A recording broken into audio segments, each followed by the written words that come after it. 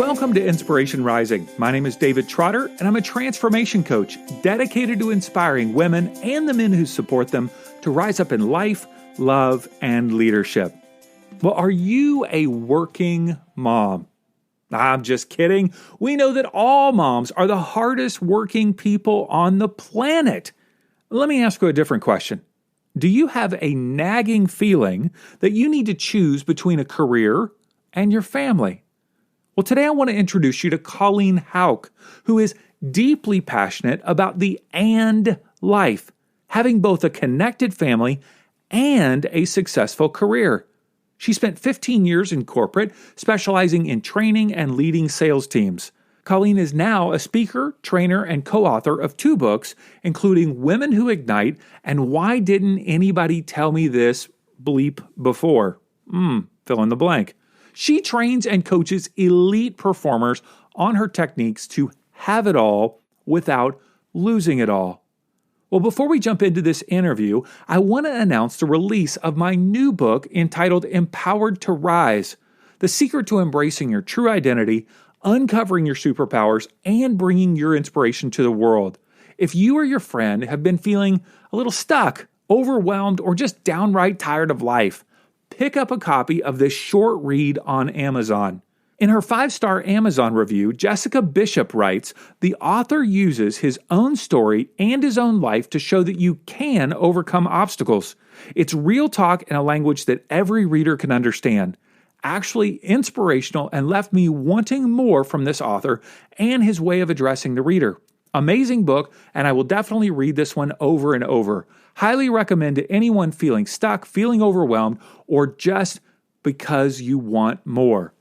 All right, you gotta pick up this new book. It's a short read and it will transform your life. I'm telling you, pick it up, Empowered to Rise, on Amazon at insporising.com/book. Takes you right to the Amazon page, insporising.com/book. All right, let's jump into my conversation with Colleen Hauk. Colleen, thanks so much for taking some time to hang with me today. I appreciate it. Thank you for having me, David. Excited to be here. Yeah. One of the things that I know you're passionate about is helping women experience both a successful corporate career or career in any context, and also excel in their family life. As you work with women and speak in that corporate environment, what are some of the greatest challenges that you face and other women face in working in a corporate environment and job? So I would say the first big one is really just, how do you continue to drive professionally while having these other personal responsibilities? Because, me, like most people, when you first started out in your career, that was your primary focus. You had limited responsibilities. No kids yet. You're right. All the time in the world. Absolutely. I mean, I remember my first career, it was, I'd get into work early, I'd leave late, I'd hit the gym, come home, microwave a dinner, and sit on the couch in my 1-bedroom apartment and watch Friends all by myself, right? Sure. It's like all I needed to really focus on was work. And that's what most people, that's how they started. And so along comes, whether it's purchasing a home or falling in love or kids, or for some people now it's just taking care of aging parents alongside of their corporate career. Or a high need dog. A high need dog. I have high maintenance cats, so I'll just throw that out there.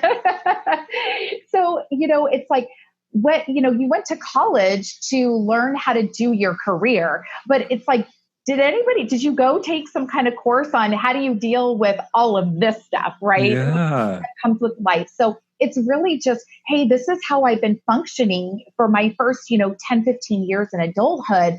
And now all of these other things have been, kind of put in front of me. And how do I navigate that? How do I still be successful professionally with all of these other, I'm going to say, responsibilities and loves and passions and everything else? So it's just kind of the knowing, like, how in the world do I do that? And it comes down because it's time.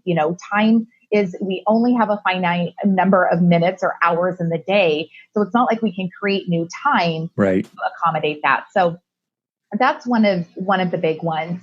I would say the other big challenge then is, okay, so I've got that. It's how do I do that? So most people are searching for flexibility within their corporate career. And I found, and I continue to see this as the challenge with a lot of women and men, is flexibility isn't just about what company you work for. It comes down to specifically who your manager is. Ah, okay. Because you could work anywhere and have like a really good manager or a really not so good manager. Absolutely. So, at any given time in my corporate career, so in 15 years, one of the companies I was with was just for over 11 of those years, majority of my time. And I found that my flexibility or my ability to say, hey, I'm leaving on time today because I want to go work out, or I'm going to, I'd like to work from home on Fridays because I travel majority of the week and I want to be able to see my kids on Friday mornings. That all depended upon who my specific manager was or who their senior leader was. And even within the same company at any given time, I might be feeling, gosh, the corporate culture is, kind of low and we don't have any flexibility and we have to, butts in seats. And then I could speak to a peer of mine across the country in another office, and she has the complete different perspective. Wow. And I find that is true in a lot of, mid to large size companies where that flexibility really just comes down to the individual manager. So it can be challenging. Yeah, that absolutely makes sense. So for you, over the course of your 15 years, was there a point where it just got to be too much for you and your family? Like, take me into that role. I know you traveled a lot in your job. Like, take me into that. I worked right out of college. I worked 3 years in corporate. That was way more than enough for me. That was a lot. I was chained to that desk. I worked for a paper distribution company. It was the office, basically. Yeah. And it was a paper distribution company, and I was in charge of a group of people that bought paper that put it on warehouses across the nation. And, boy, I got baptized into corporate life early. I got out after 3 years. I found out that it wasn't for me. But a lot of people, that I find in our entrepreneurial obsessed world, corporate life gets bashed on quite a bit. And yet corporations are the backbone of a lot of what's happening in America. And so many people work in corporate jobs, and a lot of people love their corporate job because they're wired that way so no corporate bashing here. But no. At the same time, there was a challenging experience that you had in your life. Walk us through that. Yeah. And I will share, I love corporate. I mean, even as I become an entrepreneur and, do my business of coaching and speaking and training full time now, I specifically most enjoy working with corporate. Like that's my jam. You serve corporations and people that work in corporations. You love it. Yeah, of course. Absolutely. It's funny. I was an elementary school teacher when I first got out of college, and I made that transition after 6 years into corporate. And everybody would ask me, like, why is teaching so bad? I'm like, no, look, it's not that teaching's bad, or in your point, it's not that corporate is bad. It just wasn't the right fit for me at that time. Yeah. So it's always about what's the right fit. So I absolutely, I was so focused on my career. I was, down that path. And so right before going into 2013, so basically setting me up for 2013, I was offered a promotion.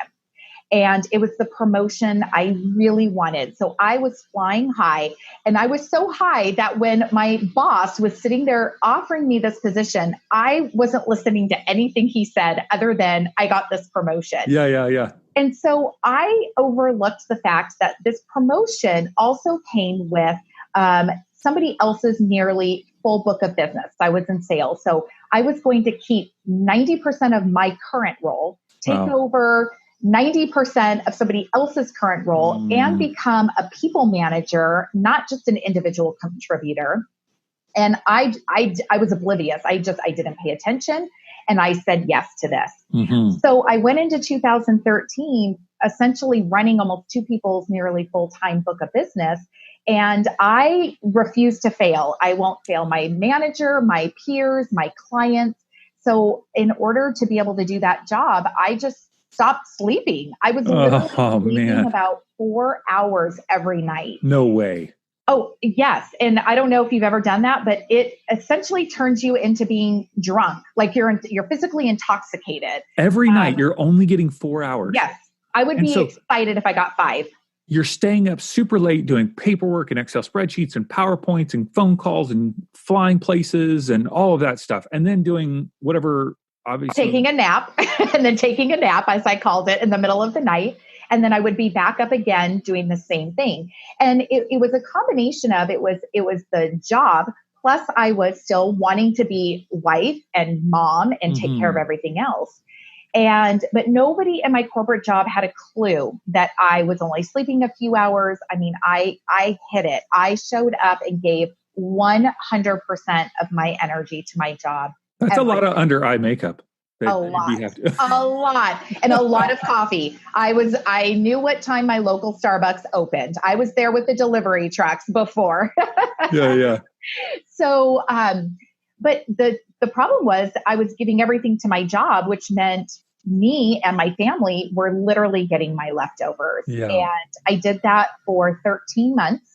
And finally, one day I was, at work. That night, I was supposed to be going to a holiday party. It was for a networking group. I had served on the committee.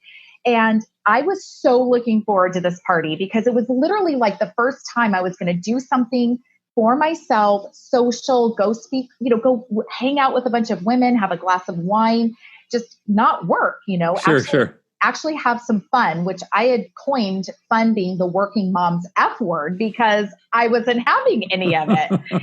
And so I, of course, got sucked into needing to finish something late that night.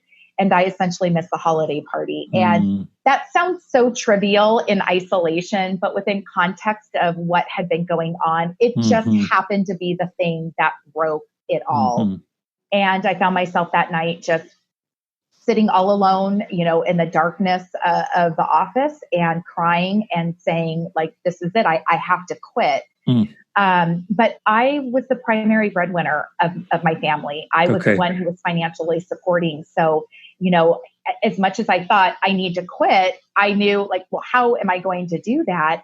But I couldn't see how could I possibly continue working without feeling like I wasn't drowning every day or be scared out of my mind that my husband, Matt, wouldn't pack up our kids and just leave me because of how awful I was at home. So that was my breaking point. So you were bringing all of this stress home, and your kids, I know they're still a bit young now. So they were younger elementary at the time? Yes. So Reese was 4, Ethan was 7, and Jordan was about 19 at the time. Okay. I was bringing it home. I mean, I often share that I would get to the door of our house, and on the other side, I would hear Matt with our kids, laughing, having this fun-filled evening. And was he a stay-at-home dad at the time? Oh, at the time, my husband ran his business from home, so he was home most often. Yes. Okay. But it was as soon as I barely opened the door, it was silent. And Matt later shared with me, the moment you walked in, we were on high alert because I just would come in on a rampage, noticing, a sock in the middle of the family room floor. I had nothing. I couldn't show up for them. I wouldn't show up for them. So yeah. No margin, no grace because it had all been spent. Correct. Yep. Yeah, that is so hard. Friends, I want to invite you to join our next Inspiration Rising Live on Thursday, March 26, 2020 at 6:30 p.m. in Orange County, California. This is a live podcast recording featuring interviews with Morgan Harper Nichols, author of All Along You Were Blooming, with over 1 million followers on Instagram. She's an amazing poet and illustrator. And Reverend Sarah Heath, author of The Authenticity Challenge. Plus, I'll be interviewed by Stacey Robbins about my new book, Empowered to Rise. You can call it a book launch party, call it a live podcast. I call it Inspiration Rising Live. Tickets are available at insporising.com. live. And all ticket holders will receive a copy of Empowered to Rise and a deck of My True Identity empowerment cards in the swag bag. Get tickets at insporising.com/live. Obviously, you're now coaching and speaking and doing all kinds of amazing things around the country. But did you make that transition outright after that, or how did you make your transition? I'm so glad you asked that, David, because I did not. I that night in my office, when I knew like something has to change, when I went through this whole like I have to quit but I can't quit, it was essentially something has to change. And I remembered that my girlfriend had become a coach herself, and I texted her and said, I'm hiring you to help me. And literally 3 weeks later, we were on our first call. And it was through that process that I realized that the problems that I was facing were things I was choosing, that I was blaming, my boss for giving me this promotion. Like how ridiculous does that sound? I'm blaming my boss for promoting me, right? Blaming my husband because he gets to roll downstairs to start his day and I have to like commute and travel everywhere.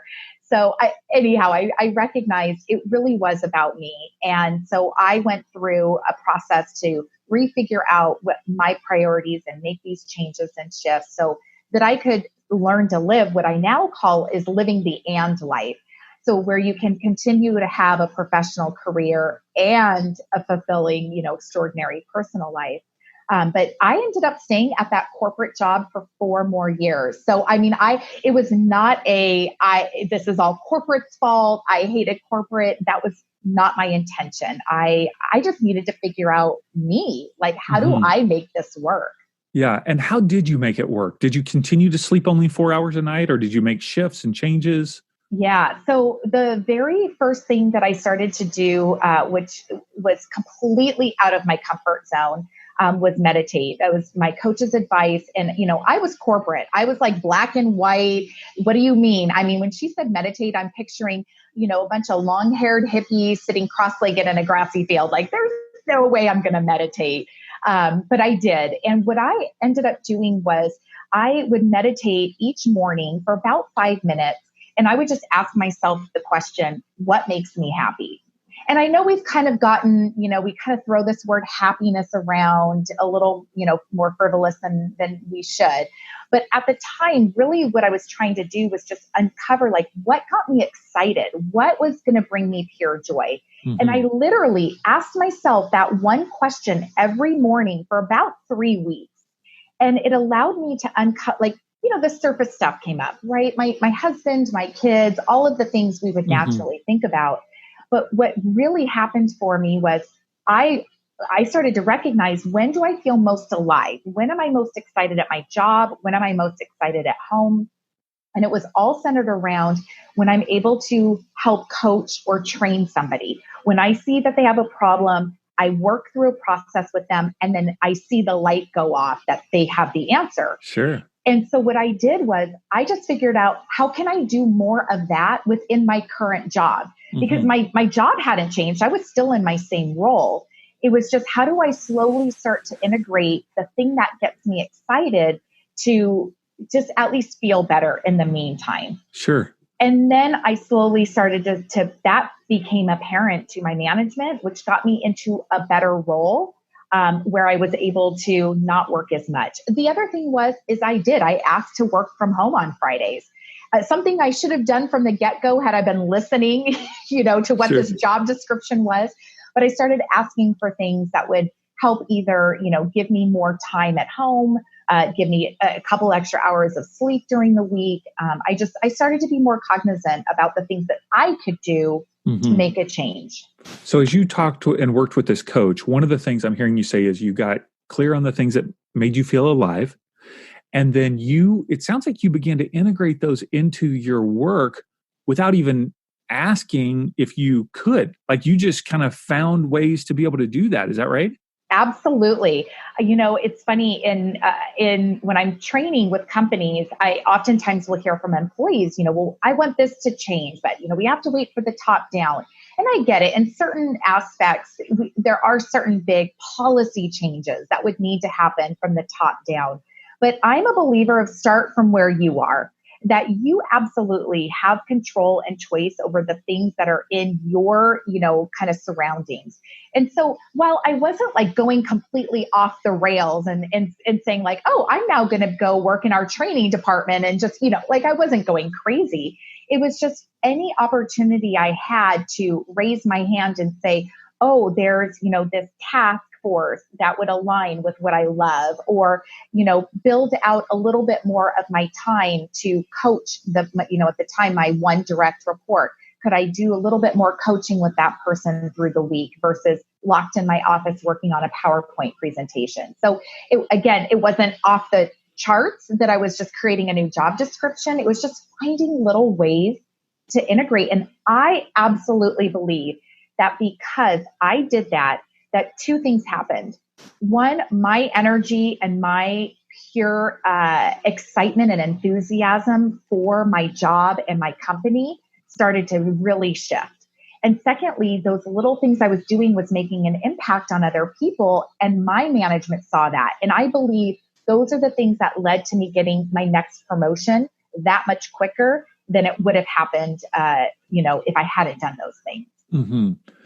Now, this term "working mom" is, that's a scary term for me. Because like obviously all moms work. So when I say that, I want to say it with a caveat here. All moms work. Maybe it's a work outside the home mom. These days you can work inside the home mom with a job. But anyway, there are women who have a job, full or part-time, outside the home and still take on, as statistics show, a large part, if not the majority, of the domestic responsibilities. You have some tips that can help us. They're some simple things, but oftentimes just things that are like, yeah, I'm just not doing that. That could help me in a really tremendous way. If people want to get these tips, they can go to your website. They're called 5 Working Mom Tips to Stop Feeling Crazy Busy. But I want to hear some from you, right?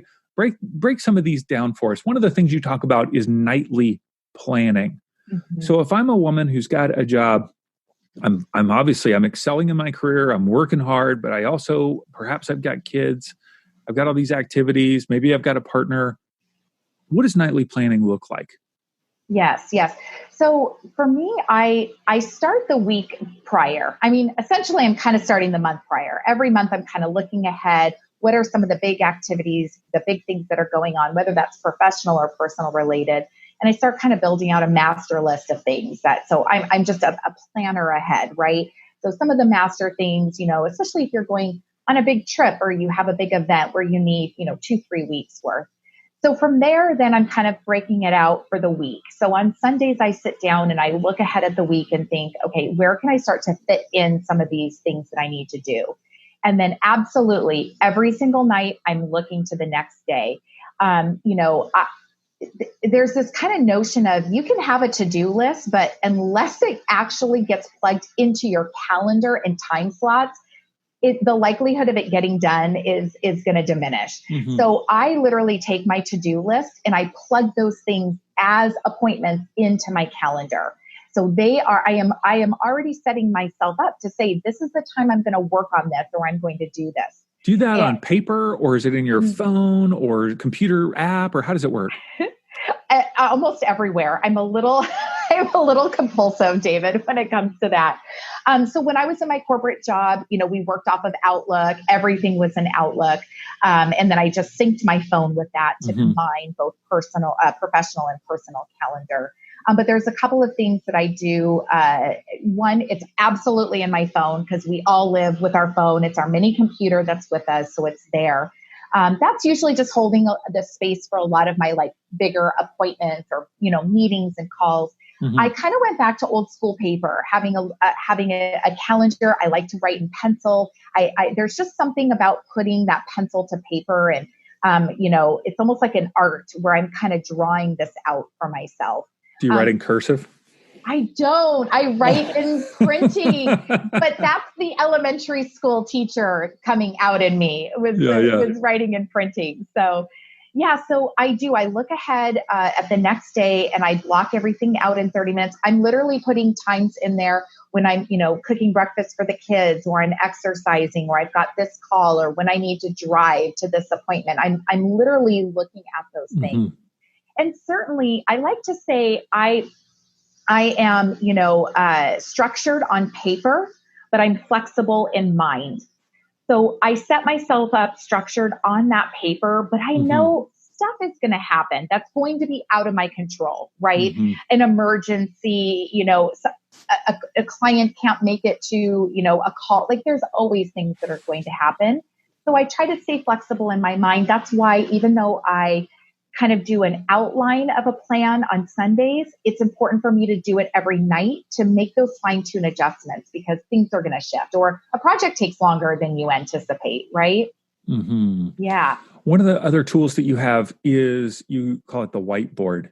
I love whiteboards. I love big sticky note pads. Tell me, what are you doing with this whiteboard? Yes. So the whiteboard has become the thing that I thought was the simplest thing ever, but all of my clients and my friends swear by this, that the whiteboard's like the one thing that changed their life. So, you know how the simple things for us are, seem silly, but yeah.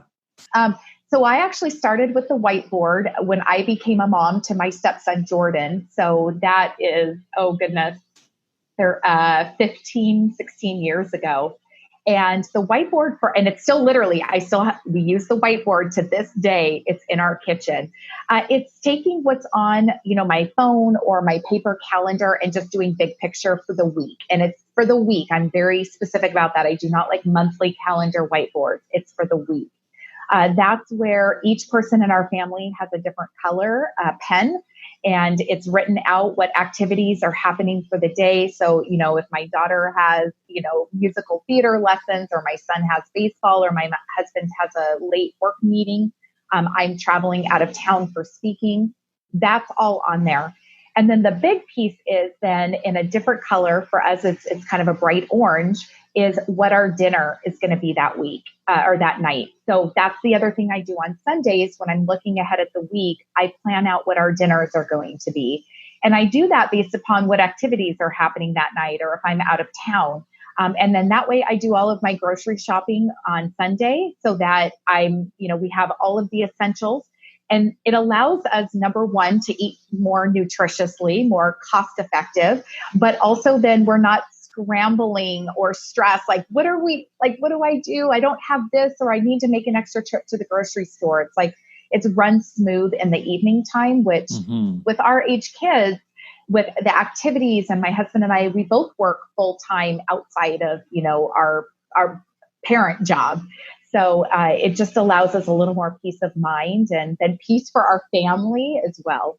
Yeah. That is so hard when it's, especially if you have two partners with kids, that communication of, well, wait, I thought you were taking them. No, it was on your list, but just to have it all there in one place, that sounds super simple. And you do that every Sunday.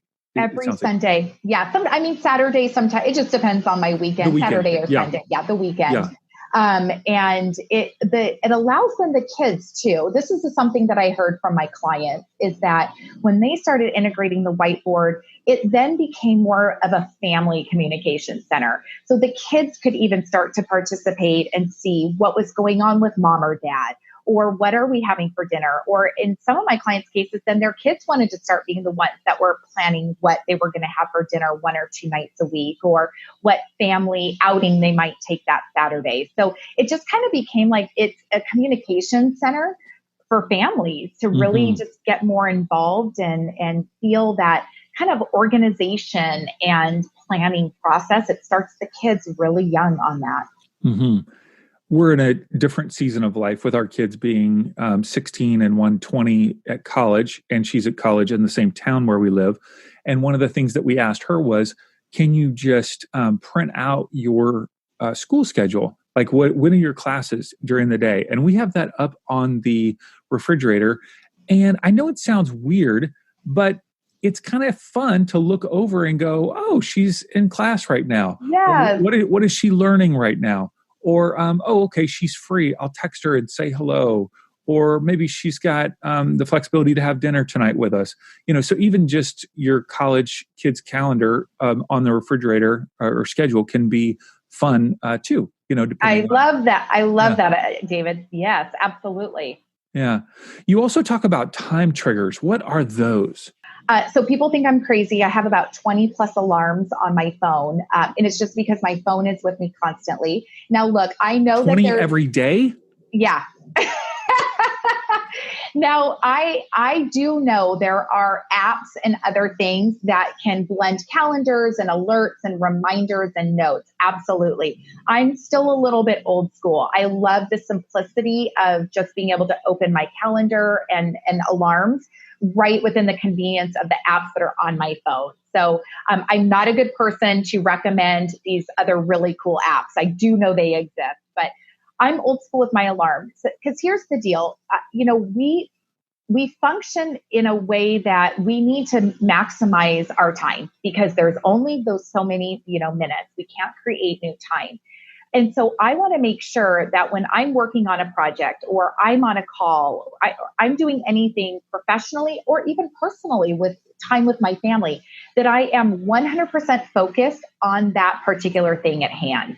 And so I set alarms to alert me when it's time to get ready to leave or go do something different. So for me, because I do run my business from home, I need to pick up my daughter from school every day. Well, I don't want to be constantly checking the clock in the afternoon. Is it time? No, that's such a distraction. So I know my alarm is set every weekday at a certain time that it's time for me to leave to go pick her up. So good. Same thing happens at home. There's an alarm set for when it's time to get ready for my kids' different practices or classes or whatnot. So when we're home together, again, I'm not checking the clock. I'm focused on the time with them. The alarm will tell us, hey, it's now time. We've got 5 minutes. We're leaving out the door. So I even do that down to a few minutes. If I know I've got a call, I've got everything set up, but I've got maybe 3 minutes to spare, I'll set the timer for 3 minutes so I can maybe do something quick, not lose track of time, but capitalize on those 3 minutes, So yeah. I do the exact same thing. I will literally pick up my phone and just say, hold it down, set an alarm for X time.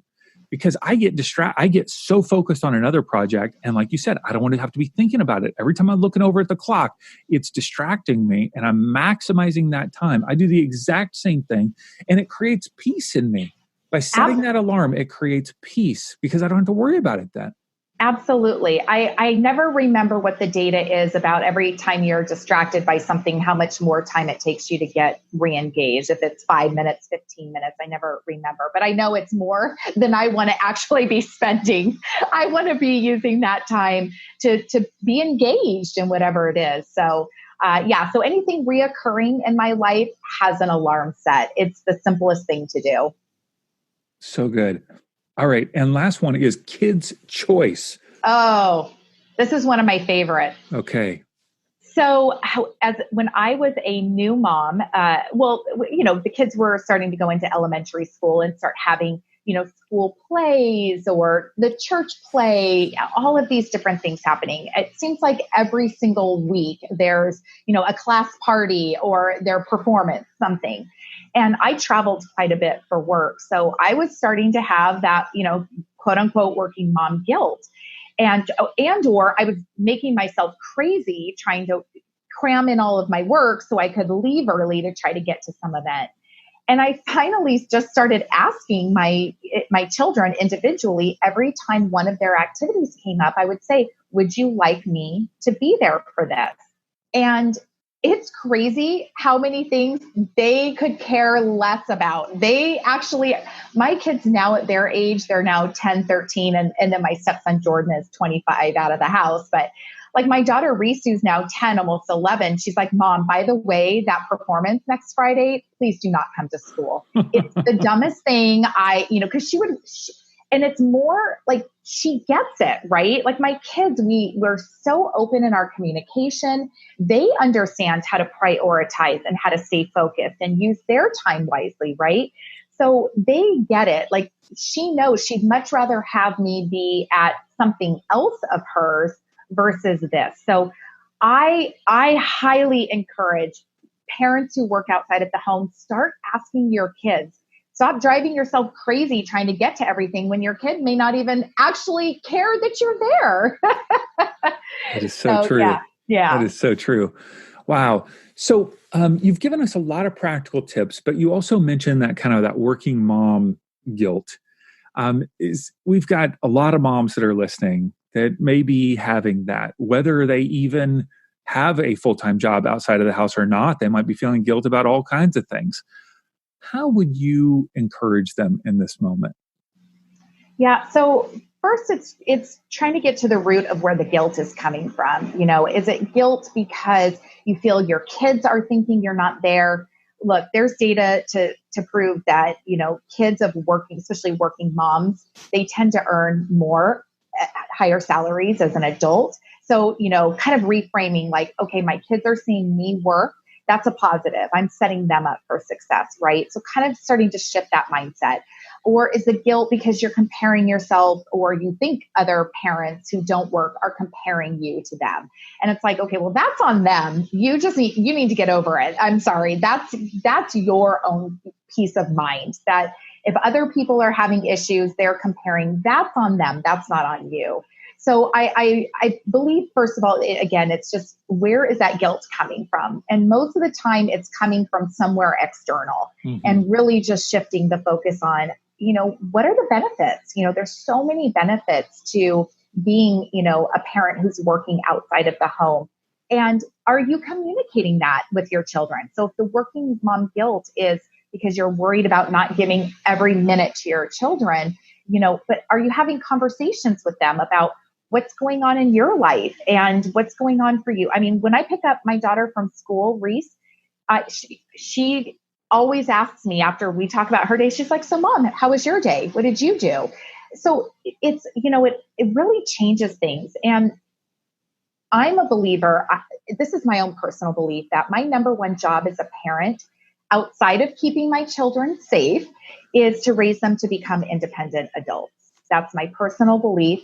And I know that one of the ways I'm doing that is by having outside interests, whether that's through work, for a couple of reasons. One, it means that I'm not spending every waking moment with my kids. They have learned how to be independent because they don't have mom next to them at their side all of the time.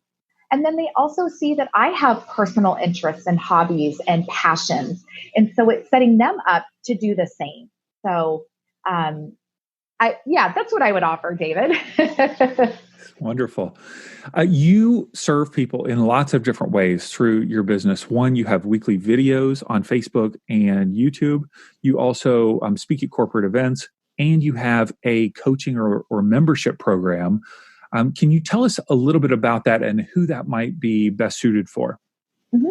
Yes. So the membership program is called the 5-Star Society.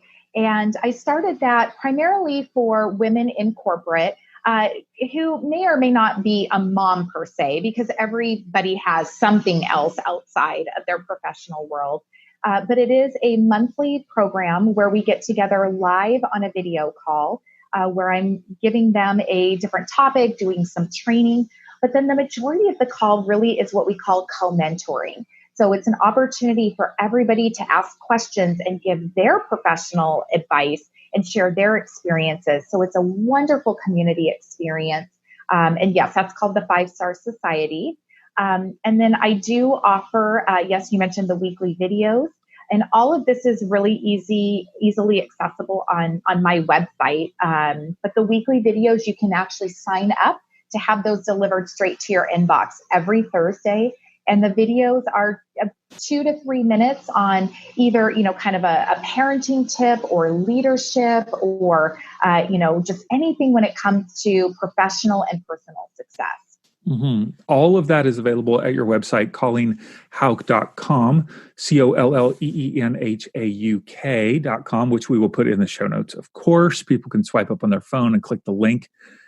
Colleen, great stuff. You're making a huge difference in the world. You are. Yeah, thank you. You're just taking the challenging experiences that you've had and helping other people have breakthroughs so they can be successful in their corporate careers.